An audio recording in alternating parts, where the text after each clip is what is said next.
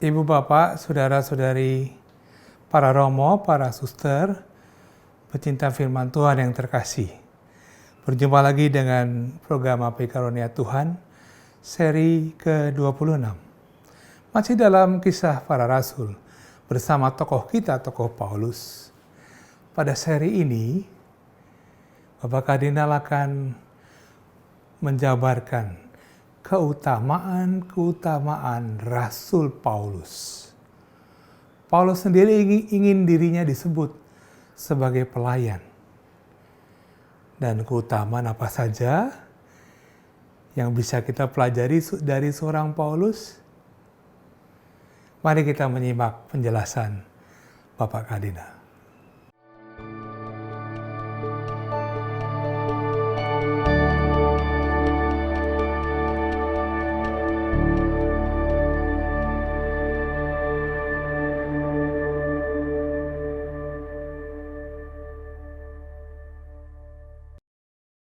Saudari-saudara terkasih, selamat malam.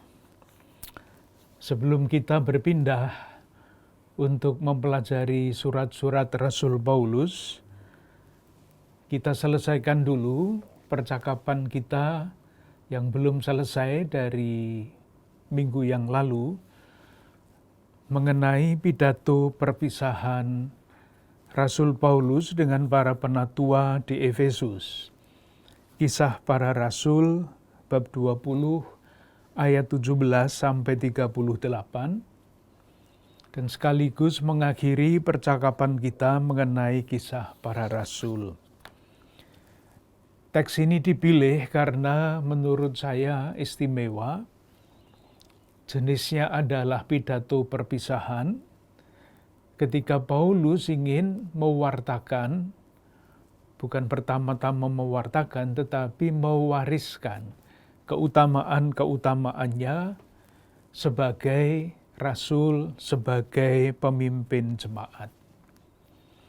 Kita sudah mulai dengan melihatnya sebagai bentuk sastra dan sebagainya, dan sudah mulai juga pesan-pesan yang paling pokok. Yang pertama, ketika Paulus mengatakan dengan sangat singkat, pada ayat 18, kamu tahu bagaimana aku hidup di antara kamu sejak hari pertama aku tiba di Asia ini.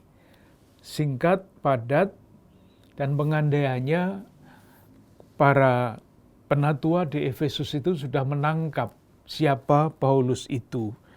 Dia adalah seorang dari antara jemaat yang sangat dikenal dalam arti yang seluas-luasnya.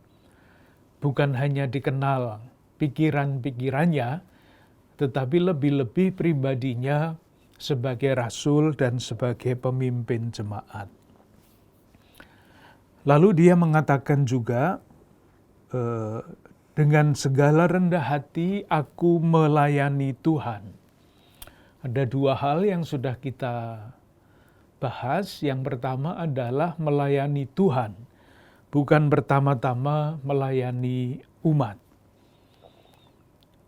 Melayani umat itu dengan sendirinya akan terlaksana kalau seseorang sungguh-sungguh mengenal dan menyadari dirinya sebagai pelayan Tuhan. Baru kalau seseorang sadar bahwa dia adalah seorang pelayan Tuhan, dia dapat melayani umat dengan baik, dengan benar. Satu hal yang sangat juga menyolok adalah Paulus hanya dikenal atau hanya ingin dikenal sebagai pelayan. Tidak lebih daripada itu. Yang lain-lain yang dulu dia perjuangkan, entah rasul, entah apapun, kebanggaan-kebanggaan yang lain, itu dia tinggalkan. Dan dia ingin hanya dikenal sebagai pelayan. Ini menjadi sangat penting di dalam kehidupan gereja kita sekarang, karena ada godaan besar di mana-mana pun seseorang bukan menyadari dirinya sebagai pelayan, tetapi sebagai pejabat. itu masih terumus di dalam upacara peneguhan pernikahan. Rumusannya yang ada di dalam buku peneguhan perkawinan adalah seorang imam, pemimpin peneguhan itu akan mengatakan secara tertulis, sebagai pejabat gereja, saya menegaskan bahwa perkawinan ini syah. Moga-moga para peneguh perkawinan tidak membaca lagi kata pejabat itu, tetapi mengubahnya. Saya sebagai pelayan gereja menegaskan. Paus Fransiskus sangat sangat konsekuen di dalam mengajak seluruh pemimpin gereja untuk menyadari hal itu. Sejak hari pertama beliau menjadi paus, dia sudah mulai berbicara mengenai klerikalisme di dalam gereja yang tidak begitu menguntungkan bagi kehidupan gereja. Lalu dia juga mengatakan bahwa dengan penuh air mata dia melayani Tuhan. Kita semua tahu Injil yang diwartakan intinya adalah salib. Sementara salib itu kebodohan. Sementara salib itu batu sandungan menurut 1 Korintus bab 1 ayat 22. Bagi zaman sekarang, ketika manusia sudah begitu maju di dalam berbagai macam hal, saya kira masih banyak orang yang juga berpikir tanpa tahu penjelasan yang alkitabiah, salib memang kebodohan. Orang ingin sukses, orang ingin damai, sejahtera, ingin makmur, kok dipanggil untuk memikul salib dan mengikuti Yesus. Berlawanan dengan arus zaman. Maka tidak heran kalau pewartaan di dalam gereja atau oleh gereja pada zaman sekarang ini pun mengalami kesulitan. Tidak gampang, karena melawan arus yang biasa. Nah, yang terakhir kita bicarakan adalah ketika Paulus mengatakan, dengan segala rendah hati aku melayani Tuhan. Apa artinya rendah hati? Waktu itu, pekan yang lalu saya berbicara mengenai main-main kata. Rendah hati di dalam bahasa Latin itu humilis, humble bahasa Inggrisnya. Kata itu adalah kata turunan, kata dasarnya adalah humus. Humus adalah lapisan tanah yang amat sangat subur. Setiap benih yang ditaburkan pada tanah humus itu akan tumbuh. Nah, kalau kita memakainya sebagai gambaran, kerendahan hati adalah keutamaan dasar yang sangat subur, tempat benih-benih keutamaan yang lain, entah itu pelayanan, entah itu apapun, akan tumbuh subur di atas tanah kerendahan hati itu. Kita sampai di situ. Maka pertanyaannya adalah, adakah tulisan Rasul Paulus di dalam suratnya yang membantu kita untuk lebih paham mengenai apa yang dia maksud dengan kerendahan hati itu? Salah satu yang bisa dikutip adalah surat kepada orang Roma, bab 12, ayat 16. Untuk menjelaskan secara umum, dia mengatakan begini, hendaklah kamu sehati sepikir hidupmu bersama. Janganlah kamu memikirkan perkara-perkara yang tinggi, tetapi arahkanlah dirimu kepada perkara-perkara yang sederhana. Janganlah menganggap dirimu pandai. Jadi silahkan merenungkan sendiri, kata-kata Rasul Paulus yang terakhir ini, janganlah menganggap dirimu pandai. Tentu pandai itu anugerah Tuhan ya. Kalau tidak ada orang pandai, dunianya tidak maju. Tetapi saya kira maksud Rasul Paulus bukan seperti itu. Pandai dalam hal ini lebih bernuansa atau lebih dekat dengan kata sombong, congkak. Ada orang pandai yang dalam bahasa kita itu seperti padi, semakin berisi, semakin tunduk. Nah, itu yang dimaksudkan. Pandai boleh, tetapi tunduk, bukan mendongak ke atas. Ada orang yang pandai, yang sangat sadar akan kepandaiannya, sehingga di mana-mana menampilkan diri sebagai yang congkak. Sementara Paulus mengatakan, janganlah menganggap dirimu pandai. Jangan ditafsirkan secara harafiah. Nanti kalau begitu tidak usah sekolah, tidak usah kuliah, tidak usah belajar. Bukan seperti itu. Saya kira kita semua dapat merasakan apa yang dia maksud. Dan hal itu pun dapat diterapkan di dalam hal yang lebih rohani. Bukan soal pengetahuan, tetapi misalnya soal berdoa. Surat Rasul Paulus yang sama, bab 8, ayat 26. Demikianlah juga Roh membantu kita dalam kelemahan kita, sebab kita tidak tahu bagaimana sebenarnya harus berdoa. Tetapi Roh sendiri berdoa untuk kita dan selanjutnya. Dalam hal berdoa, kita pun mesti menempatkan diri kita di hadapan Allah, dan di hadapan Tuhan tidak ada gunanya bersombong-sombong. Nanti ditertawakan oleh Tuhan. Yang terakhir, ingin ditunjukkan dengan mengutip beberapa teks saja dari surat-surat Rasul Paulus, pendalaman lebih lanjut mengenai kerendahan hati itu.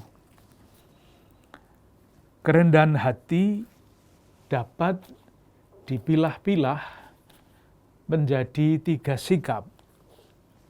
Yang pertama adalah sikap terhadap orang lain, jadi sebagai sikap sosial. Kerendahan hati sebagai sikap sosial, dan kerendahan hati sebagai sikap pribadi, dan selanjutnya yang ketiga, kerendahan hati sebagai sikap di hadapan Tuhan.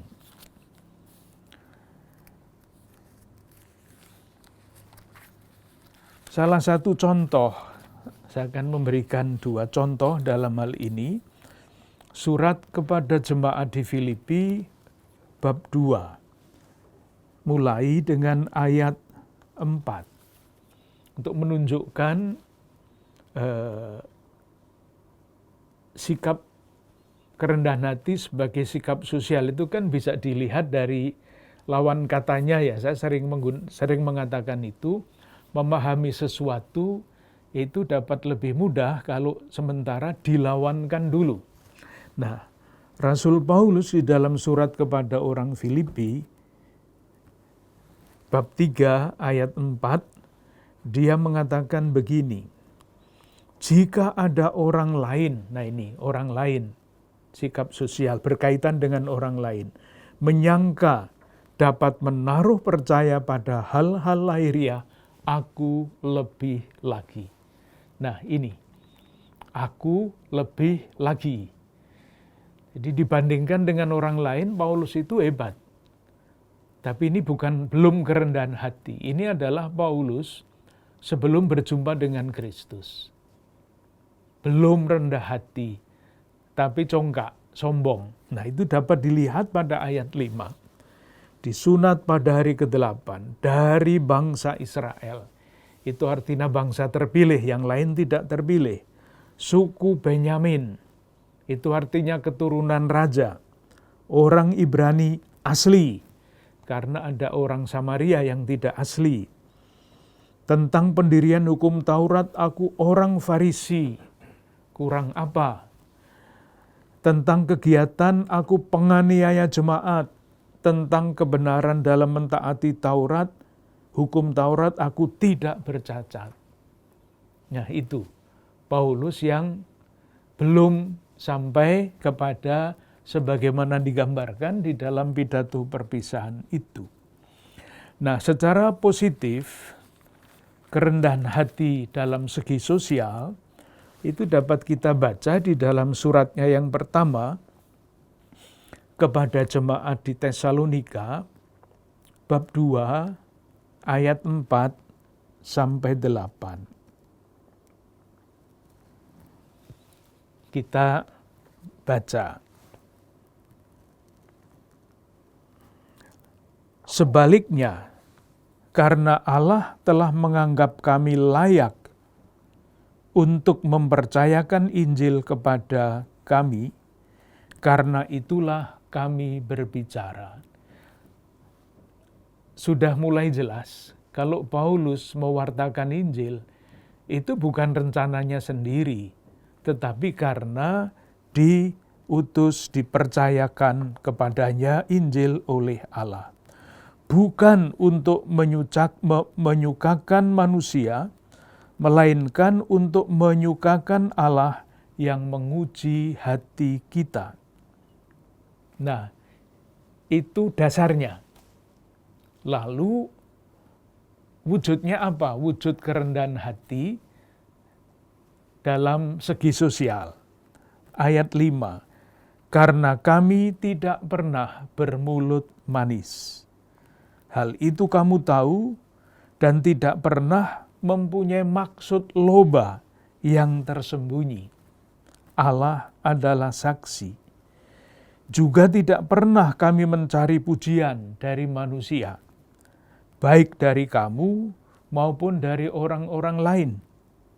Sekalipun kami dapat berbuat demikian sebagai rasul-rasul Kristus. Meskipun bisa begitu, tetapi tidak begitu, melainkan begini. Seperti tadi di dalam surat kepada orang Filipi, dia bisa sombong, tetapi karena Kristus semuanya berubah. Masih dilanjutkan ayat 7. Ini lebih positif. Yang tadi kan saya tidak bermulut manis, tidak. Segi di rumusan secara negatif. Sekarang rumusan secara positif. Tetapi kami berlaku ramah di antara kamu. Sama seperti seorang ibu mengasuh dan merawat anaknya.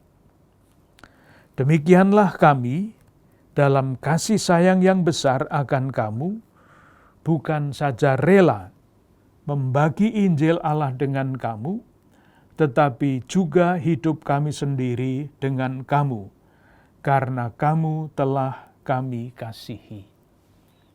Ini ungkapan-ungkapan yang positif mengenai kerendahan hati sosial itu. Nah, konsekuensinya bagi Paulus, sikap ramah, kasih sayang seperti ibu itu apa? Bagi Paulus sendiri, itu dilanjutkan pada ayat 9. Sebab kamu masih ingat, saudara-saudara, akan usaha dan jerih lelah kami. Sementara kami bekerja siang malam, supaya jangan menjadi beban bagi siapapun juga di antara kamu, kami memberitakan Injil Allah kepada kamu.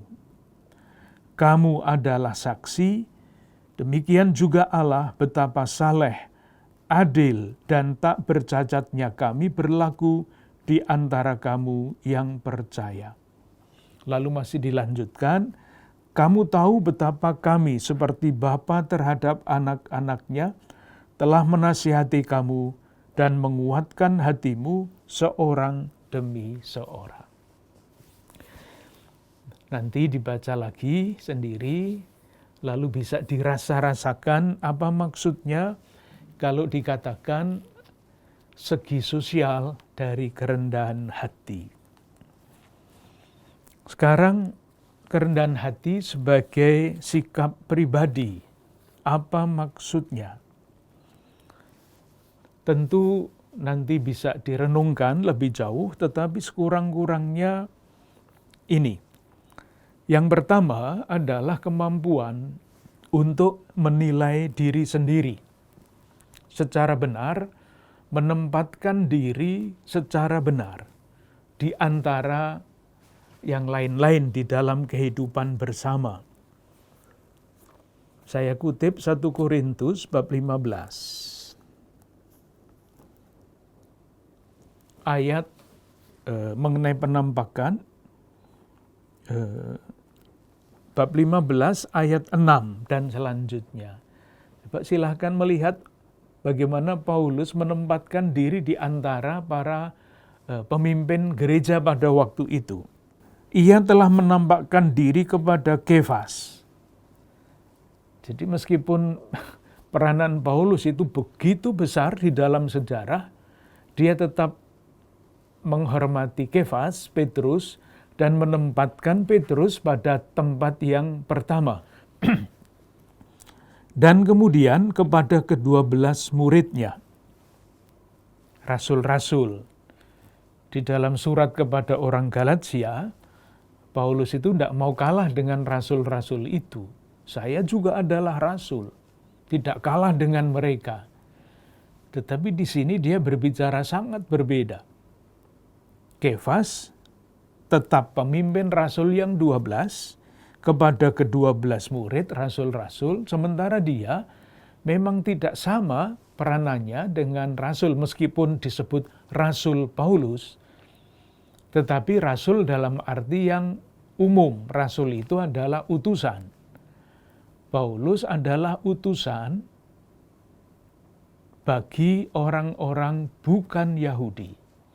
Sementara ke-12 rasul yang diketuai oleh Kefas itu istilah teknis.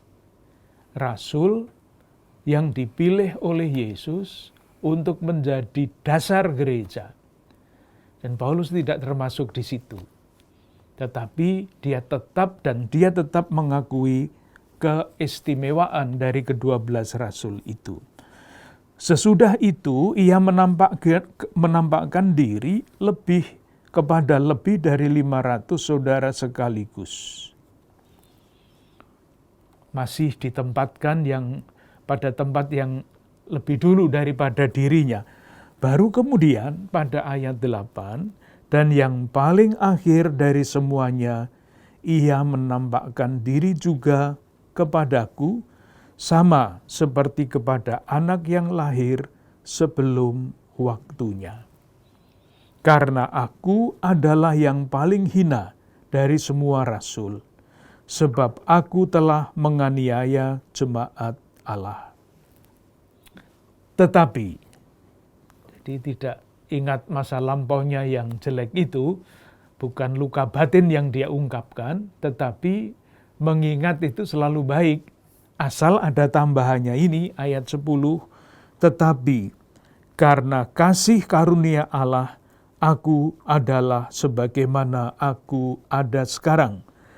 Dan kasih karunia Allah yang dianugerahkannya kepadaku tidak sia-sia.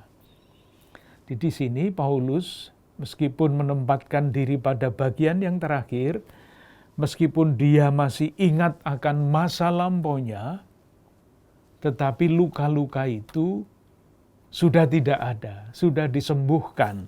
Pada ayat 10, karena kasih karunia Allah, aku adalah sebagaimana aku ada sekarang. Tuh, menempatkan diri di tengah-tengah kebersamaan. Dia bukan rasul seperti 12 rasul, tetapi tidak menyimpan luka-luka batin karena sudah disembuhkan oleh kasih karunia Allah. Tentu yang kedua adalah sikap terhadap Tuhan. Seorang yang rendah hati pasti tidak akan menaruh kepercayaan hanya kepada dirinya sendiri, tetapi pertama-tama kepada Tuhan. 2 Korintus bab 1 ayat 8. Ayat 8 ini mengungkapkan penderitaannya. Lalu ayat 9, bahkan kami merasa seolah-olah kami telah dijatuhi hukuman mati. Tetapi hal itu terjadi supaya kami jangan menaruh kepercayaan pada diri kami sendiri, tetapi hanya kepada Allah yang membangkitkan orang-orang mati. Sikap terhadap Tuhan. Kalau disampaikan begini nih kelihatannya gampang-gampang saja menjadi rendah hati. Tidak sesederhana itu, karena manusia itu berkembang dan perkembangannya itu juga ditentukan oleh usia. Seringkali usia itu membantu siapapun kita untuk semakin bijaksana, untuk semakin sabar, termasuk untuk semakin rendah hati. Jadi tidak ada yang sempurna di dalam kerendahan hati selain Yesus Kristus. Dan tidak usah merasa bersalah, tunggu sampai waktunya, waktu usia membantu kita untuk semakin menyadari diri kita di dalam kebersamaan dan di hadapan Tuhan. Yang ketiga adalah kerendahan hati sebagai nilai pribadi di hadapan Allah. Saya mengutip 1 Korintus lagi, 1 Korintus bab 4, supaya lebih mudah, tidak usah menjelaskan tetapi tinggal menyampaikan. Ayat 7. Itu judulnya 1 Korintus bab 4 ayat 6 sampai 21. Di dalam teks kitab suci kita diberi judul rendahkanlah dirimu. Lalu ayat 7 mengatakan begini, sebab siapakah yang menganggap engkau begitu penting? Dan apakah yang engkau punyai yang tidak engkau terima? Dan jika engkau memang menerimanya, mengapakah engkau memegahkan diri seolah-olah engkau tidak menerimanya? Lalu pada ayat 9, sebab menurut pendapatku Allah memberikan kepada kami para rasul tempat yang paling rendah, sama seperti orang-orang dan selanjutnya. Apa yang dimaksudkan dengan kata-kata ini? Rupanya Paulus ini mempunyai masalah yang sering muncul dengan orang-orang Korintus. Orang-orang Korintus tidak menghargai Rasul Paulus. Dibilang bukan rasul, dibilang tidak bisa berbicara, hanya berani di dalam surat, tetapi kalau berhadapan-hadapan takut, sombong orang-orang Korintus. Maka Paulus menanggapi kesombongan mereka itu dengan kata-kata ini. Sebab siapakah yang menganggap engkau begitu penting? Apakah yang kau punya yang tidak engkau terima? Maksudnya terima dari Paulus, terima dari Allah akhirnya.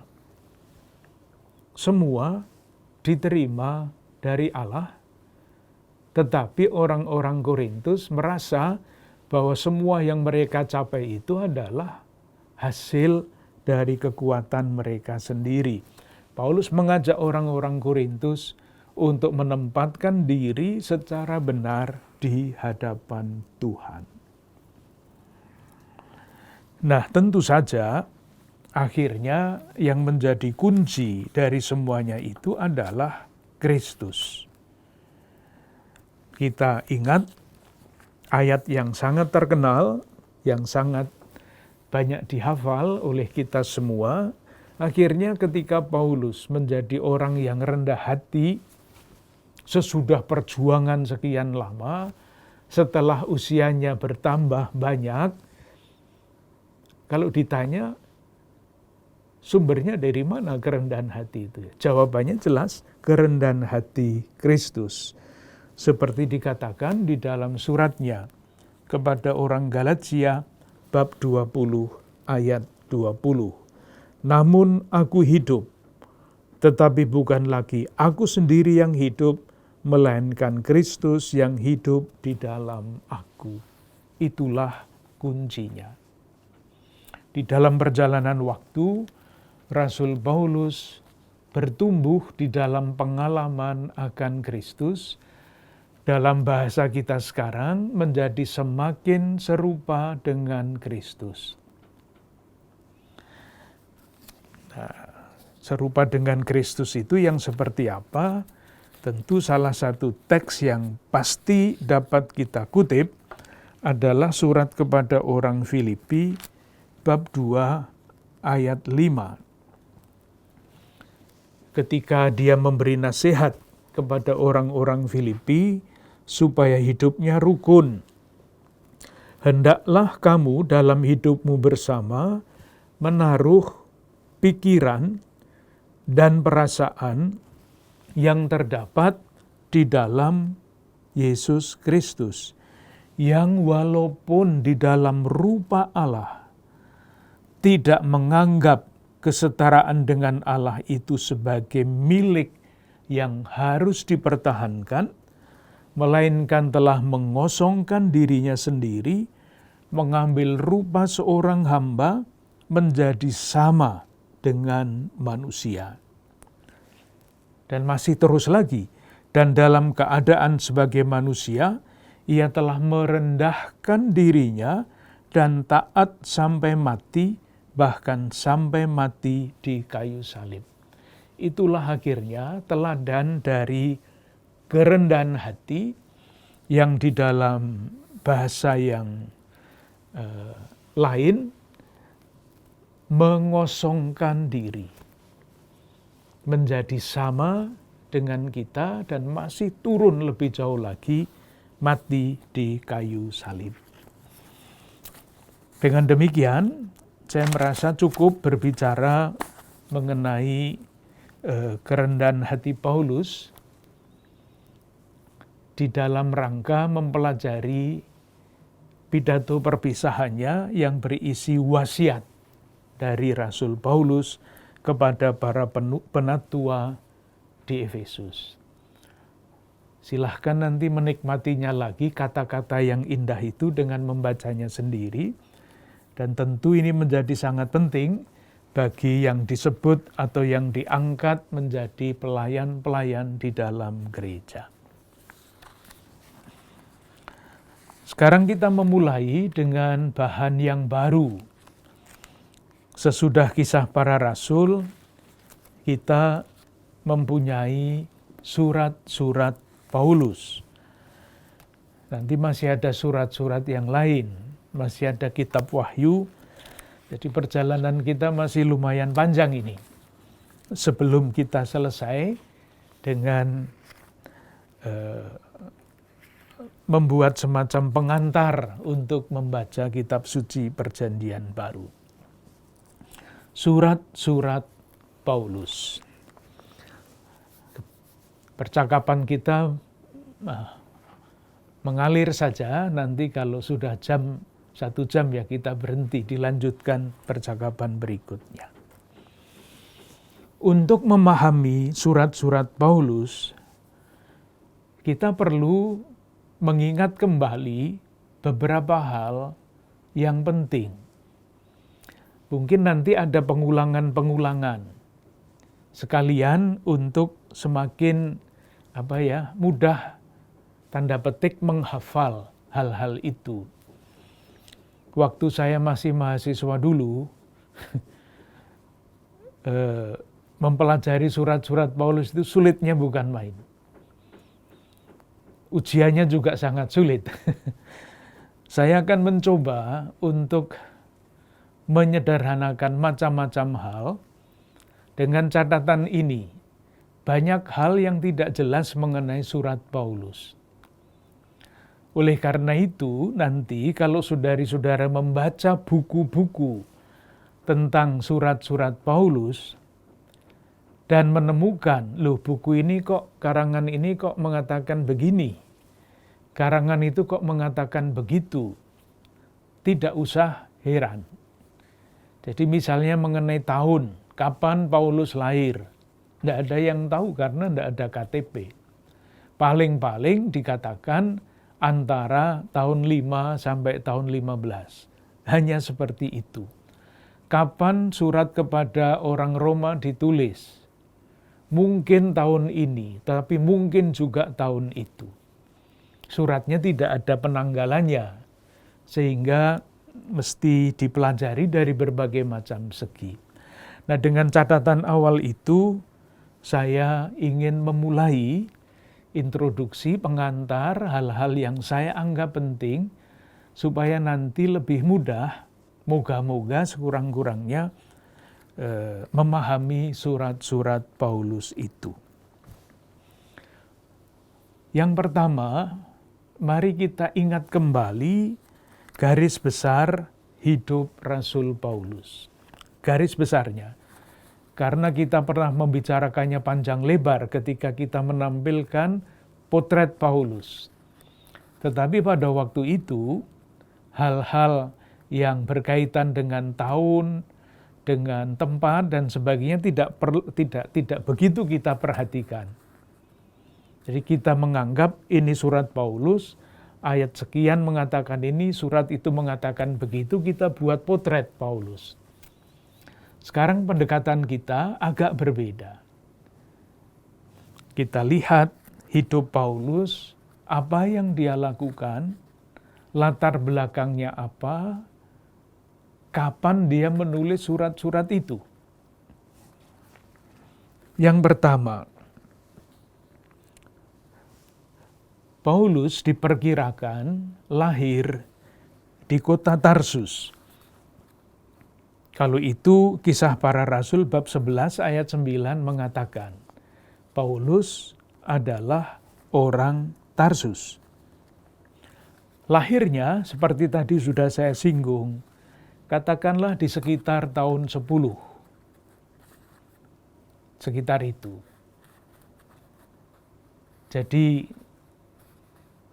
ketika Yesus disalibkan, dia sudah lumayan dewasa. Kalau Yesus itu wafat pada sekitar tahun 28, karena menurut petunjuk-petunjuk dari kitab suci, Yesus itu lahirnya tahun 6 sebelum Masehi. Kalau tahun 27-28, Yesus wafat, disalib. Waktu itu Paulus usianya 18 tahun.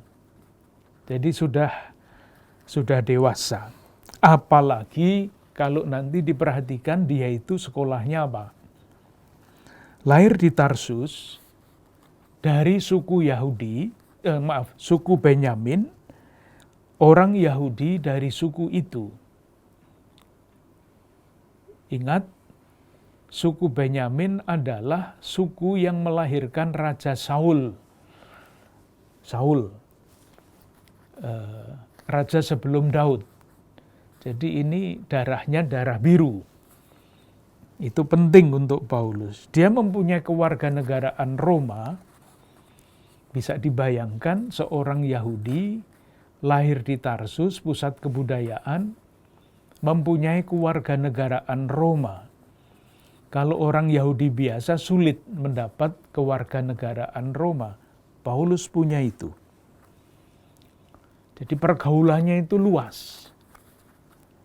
Sampai mendapat kewarganegaraan Roma. Sebagai orang Yahudi, kita semua tahu di dalam salah satu khotbahnya, dia menyatakan diri dididik oleh seorang rabi yang sangat terkenal pada waktu itu. Kisah Para Rasul bab 22, misalnya ayat 3. Aku adalah orang Yahudi, lahir di Tarsus di tanah Kilikia, dibesarkan di kota ini, artinya di Yerusalem. Dididik dengan teliti di bawah pimpinan Gamaliel dalam hukum nenek moyang kita. Ini adalah keadaan Paulus sebelum berjumpa dengan Kristus. Identitasnya seperti itu. Sudah bisa dibayangkan, punya warga negara Romawi, tetapi dididik oleh rabi yang paling terkenal pada waktu itu, Gamaliel. Keturunannya pun garisnya garis yang menurunkan raja. Butir pertama mengenai hidupnya. Yang kedua adalah perjumpaannya dengan Kristus, yang sampai 3 kali diceritakan di dalam Kisah Para Rasul. Itu terjadi kira-kira sekali lagi pada tahun 34. Jadi ketika dia berusia sekitar 24-25 tahun. Dengan latar belakang yang tadi sudah kita coba pahami, orang seusia itu 24-25 tahun sudah punya mandat untuk menghancurkan jalan Tuhan, murid-murid Kristus. Pasti dia hebat, mempunyai kekuasaan seperti itu. Nah, perjumpaan dengan Kristus, waktu kita berbicara mengenai wajah Paulus, itu kita beri judul juga pengalaman akan Allah. Waktu itu kita bicara mengenai itu sekian waktu yang lalu. Dan perjumpaan dengan Kristus itu secara singkat dialami oleh Paulus sebagai penciptaan baru. Surat kepada orang Korintus bab 4 ayat 6, dari dalam gelap akan terbit terang, ia juga yang membuat hati kita terang. Dari dunia kecil yang chaotic, yang kacau balau, pribadi yang didorong oleh kebencian, oleh balas dendam, sebelum diciptakan kembali, menjadi pribadi yang digerakkan oleh kasih. Semangatnya sama, keberaniannya sama, tetapi kekuatan yang mendorong sangat berbeda. Dia berani, sebelumnya karena didorong oleh kebencian, berani apapun. Dia berani sesudah berjumpa dengan Kristus karena didorong oleh kasih Kristus. Nah, dalam perjumpaan dengan Kristus itu, ia diubah kembali ke Tarsus karena di mana-mana ditolak, sampai akhirnya dijemput oleh Barnabas, diajak ke Antiokhia. Itu sekitar 6-7 tahun sesudahnya. Jadi kalau perjumpaan dengan Kristus itu adalah tahun 34-35, dia dijemput oleh oleh Barnabas, dibawa ke Antiokhia, itu ya sekitar tahun 44, tahun 40, sekitar itulah. Kembali lagi tidak jelas. Nah, sekarang mulailah Paulus sebagai orang yang baru, yang diciptakan secara baru. Kita masih ingat ketika kita omong tentang Kisah Para Rasul mengenai perjalanan misi. Perjalanan misi pertama itu dilaksanakan pada tahun, tahun lagi, antara tahun 45 sampai 49. 3-4 tahun perjalanan misi. Di dalam perjalanan misi yang pertama, diceritakan pada Kisah Para Rasul bab 13 ayat 1 sampai bab 14 ayat 21, mulai dari Antiokhia keliling terus mendirikan jemaat Ini baru pertama kali keliling, mewartakan Kristus, mendirikan jemaat, dan sesudah 3-4 tahun kembali ke Antiokhia. Belum menulis surat. Belum. Perjalanan misi pertama ini, dalam perjalanan misi pertama ini Paulus baru mendirikan jemaat.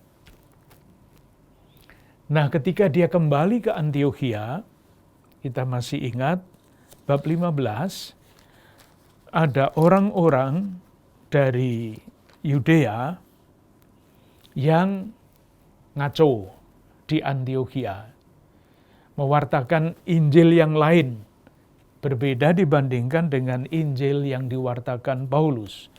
Paulus mewartakan Kristus yang memerdekakan kita, bukan adat istiadat, bukan hukum Taurat. Orang dari Yudea datang ke Antiokhia, enggak, itu Paulus salah. Yang memerdekakan kita, yang menyelamatkan kita adalah Taurat dan adat istiadat Yahudi. Maka naik banding Konsili Yerusalem. Konsili Yerusalem itu terjadi sekitar tahun 49. Kita semua masih ingat, masalah-masalah diselesaikan dalam Konsili Yerusalem. Maka sesudah Konsili Yerusalem, mulailah perjalanan misi yang kedua. Paulus sudah mulai pegang peranan utama. Sebelumnya itu Barnabas.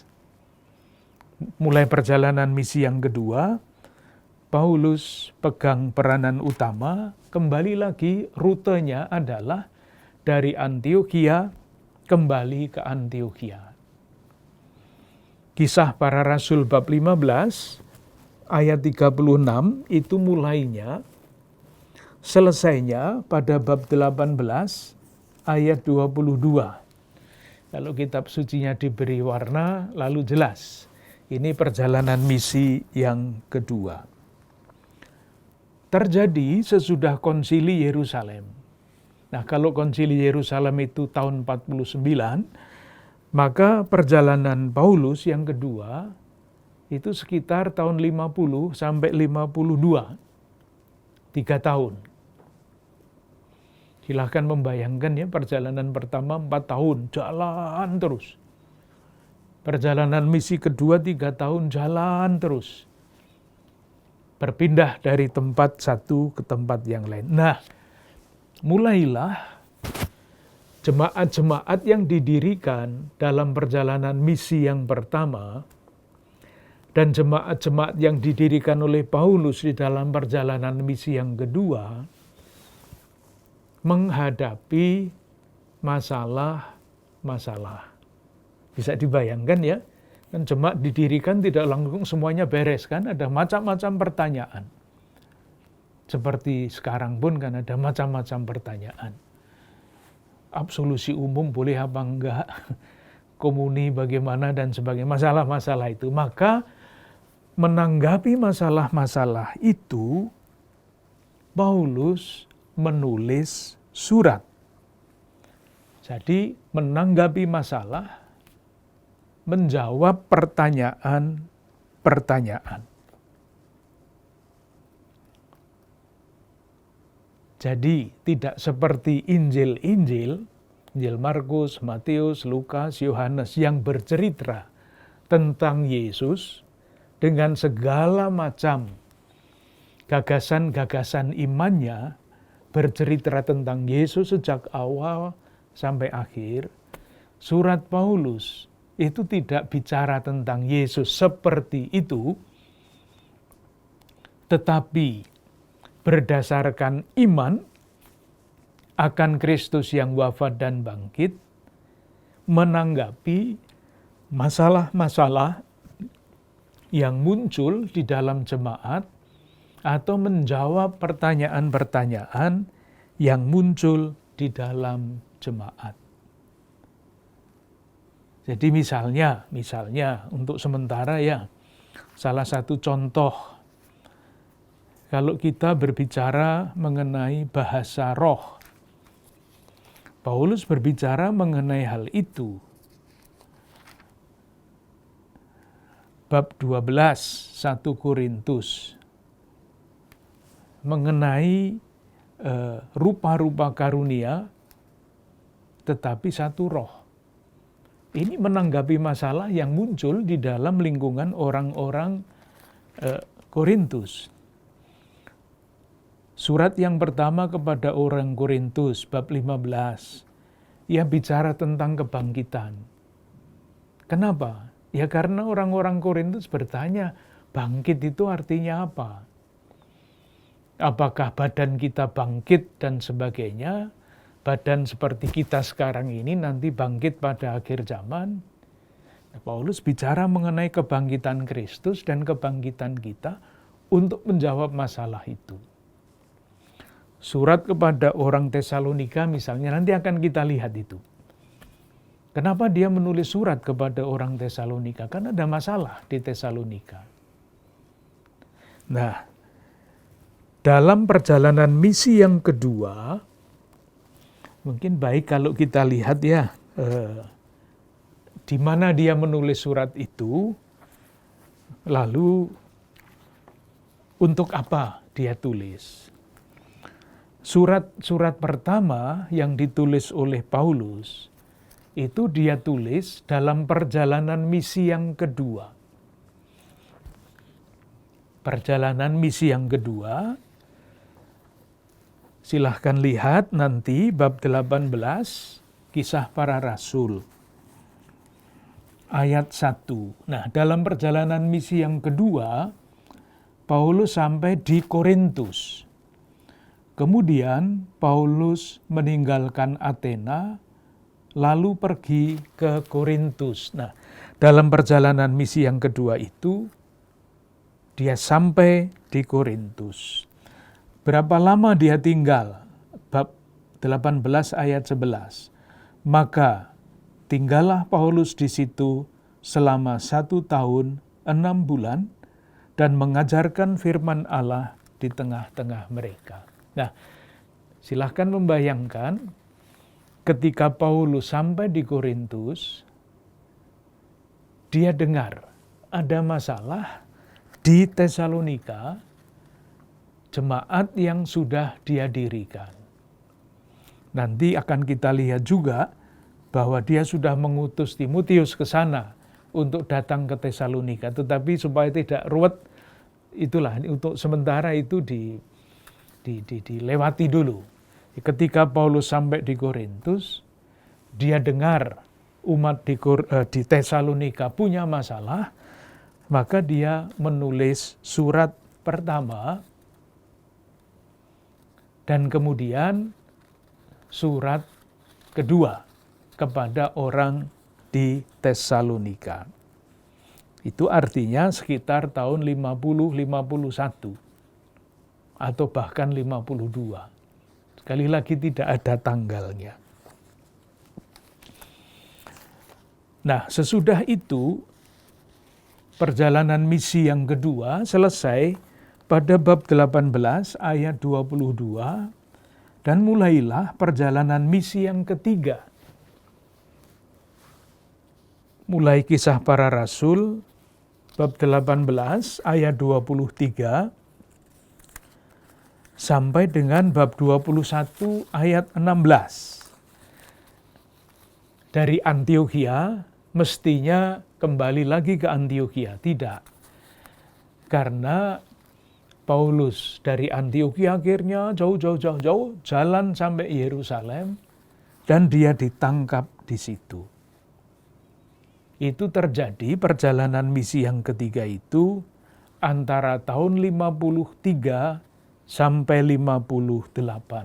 Silahkan menambahkan sendiri 4 tahun, 3 tahun, sekarang 5 tahun. Perjalanan-perjalanan yang terus berlangsung. Perjalanan misi yang ketiga. Nah, dalam perjalanan misi yang ketiga inilah ditulis yang namanya nanti kita kenal sebagai surat-surat besar. Silakan melihat Kisah Para Rasul bab 20 ayat 31.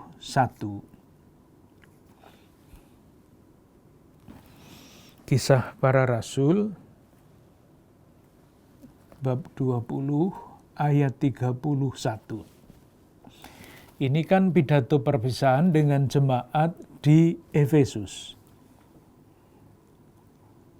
Sebab itu berjaga-jagalah dan ingatlah bahwa aku 3 tahun lamanya berada di Efesus. Itu diceritakan tinggalnya di Efesus itu pada Kisah Para Rasul bab 19 dan selanjutnya. Nah, ketika Paulus tinggal di Efesus selama ini, lamanya tinggal juga rumusannya tidak sama. Di dalam bab 20 ayat 31 dia mengatakan 3 tahun lamanya. Di tempat lain dia hanya mengatakan 2,5 tahun atau 2 tahun. Tidak penting. Nah, surat besar ditulis di Efesus. Surat-surat itu adalah satu. Surat kepada jemaat di Galatia. Tahun 55. Saya mengatakan tahun ini tidak untuk dihafal. Karena menghafal itu tidak gampang. Sekedar untuk memberikan gambaran bahwa surat itu sungguh ditulis pada tahun tertentu untuk menanggapi masalah tertentu, itu saja. Tidak ditanyakan nanti kalau kita ketemu Rasul Petrus tahun berapa surat Galatia ditulis, tidak. Kemudian berikutnya dari Efesus yang sama ditulis surat pertama kepada orang Korintus, surat kedua kepada orang Korintus, dan surat kepada orang Roma. Ini kita ambil satu posisi.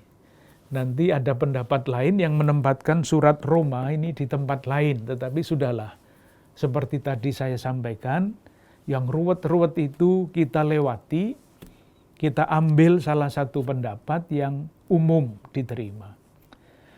Jadi, kalau dari Korintus dalam perjalanan misi kedua, Paulus menulis 1 dan 2 Tesalonika. Dalam perjalanan misi yang ketiga, dari Efesus, Rasul Paulus menulis surat-surat besar. Disebut besar itu karena panjang. Roma, Galatia, 1, 2 Korintus. Itu perjalanan misi yang ketiga. Nah, kita semua tahu di Yerusalem Paulus ditangkap. Lalu pada Kisah bab 23 ayat 23 sampai 35 diceritakan Paulus dipindahkan ke Kaisarea karena nyawanya terancam di Yerusalem, ditahan di Yerusalem, nyawanya terancam, dipindah ke Kaisarea karena dia warga negara Roma. Dia ditahan di Kaisarea itu 2 tahun. Tahun 58 sampai tahun 60 sekitar itu. Di penjara. Karena dia naik banding, maka dia dibawa ke Roma sebagai tahanan. Dan sebagai tahanan diperkirakan itu sepanjang tahun 61 dan tahun 62. Maka ada surat-surat yang namanya surat-surat dari penjara. Surat-surat dari penjara. Karena apa? Karena ditulis oleh Rasul Paulus ketika dia ditahan, entah di Kaisarea, entah di Roma. Nah, surat-surat yang disebut dari penjara itu adalah surat kepada orang Kolose, Efesus, postcard untuk Filemon karena tidak ada babnya, pendek sekali, dan surat kepada jemaat Filipi. Itu surat-surat dari penjara. Jadi, surat 1-2 Tesalonika, perjalanan misi kedua, surat-surat besar ditulis dalam perjalanan misi ketiga, surat-surat dari penjara ditulis ketika Paulus berada di penjara. Masih ada 3 surat yang dianggap ditulis oleh Rasul Paulus, yaitu 1, 2 Timotius dan Titus. Kapan itu ditulis? Nah, inilah yang menjadi problem. Ini ditulis kepada pribadi-pribadi, jadi ada yang membuat rekonstruksi begini. Tadi dikatakan Paulus sampai di Roma itu tahun 61 sampai 62 sebagai tahanan rumah karena dia menyewa rumah sendiri, bebas mewartakan Kristus. Tapi tahun 64 itu kota Roma dibakar. Untuk mengalihkan perhatian, Kaisar Roma pada waktu itu kacau balau, negara kacau, harus cari kambing hitam. Nah, yang di kambing hitam kan adalah orang-orang pengikut Kristus. Kota Roma dibakar, dituduhkan kepada orang-orang Kristen yang membakar kota Roma itu penganiayaan besar-besaran. Nah, yang di sini kita masuk ke dalam suatu periode yang agak gelap. Ada yang mengatakan karena penganiayaan itu Paulus keluar dari Roma, pergi ke Spanyol, pergi ke Asia, tidak jelas. Nah, pada waktu itulah dia menulis surat kepada Timotius, 1 dan 2 Timotius, dan surat kepada Titus. Dari mana tidak sejelas seperti yang tadi perjalanan misi kedua, perjalanan misi ketiga, dan surat dari penjara. Tidak sejelas itu. Nah, kalau benar demikian, Paulus sesudah berkeliling, sesudah Roma mungkin agak tenang kembali, dia kembali ke Roma dari Spanyol, dari Asia. Pada tahun 67 dia ditangkap dan akhirnya dibunuh sebagai martir. Itu kira-kira periodisasi kehidupan Paulus, perjalanan-perjalanan misinya, dan yang paling penting adalah 1, surat-surat itu ditulis tidak seperti para penulis Injil menulis Injil mereka, bercerita tentang Yesus dari awal sampai akhir. Tetapi Paulus menanggapi masalah-masalah yang muncul dalam jemaatnya yang dia dirikan, memberikan nasihat kepada mereka karena Paulus tidak bisa selalu hadir menemani jemaat-jemaat itu, maka menulis surat. Surat-surat yang ditulis itu sudah tadi kita tunjukkan, kita lihat, moga-moga dapat memberikan gambaran garis besar lah, yang penting-penting saja, yang detail-detail, yang ruwet-ruwet, itu tidak usah kita perhatikan sekarang. Yang penting diingat perjalanan misi pertama, Paulus menulis surat-surat yang pertama. 1, 2 Tesalonika, maka suratnya sederhana. Karena masalahnya juga sederhana. Nanti semakin lama, sudah dalam perjalanan misi yang ketiga, masalahnya menjadi semakin sulit tentang iman dan sebagainya. Paulus menulis surat yang disebut surat-surat besar, dia di penjara menulis surat dari penjara, dan surat yang terakhir yang dia tulis rupanya adalah surat pribadi kepada pembantu-pembantu utamanya yang namanya Timotius dan Titus.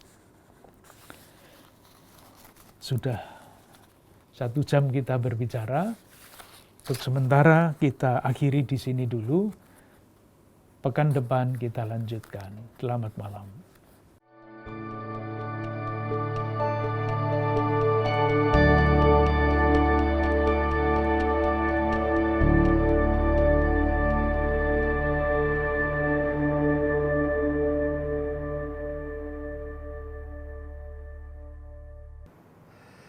Rasul Paulus telah mewariskan kepada kita keutamaan-keutamaan hidup dan iman yang bisa kita pelajari dan ikuti. Yang menarik bahwa Rasul Paulus menekankan keutamaan kerendahan hati sebagai humus, tempat yang subur bagi keutamaan-keutamaan yang lain. Ibu Bapak, Saudara-saudari, kita akan berjumpa lagi dengan program Api Karunia Tuhan minggu depan. Dan kita akan mulai masuk dalam surat-surat Rasul Paulus. Pasti akan sangat menarik. Terima kasih, sampai jumpa. Selamat malam, selamat istirahat. Tuhan memberkati.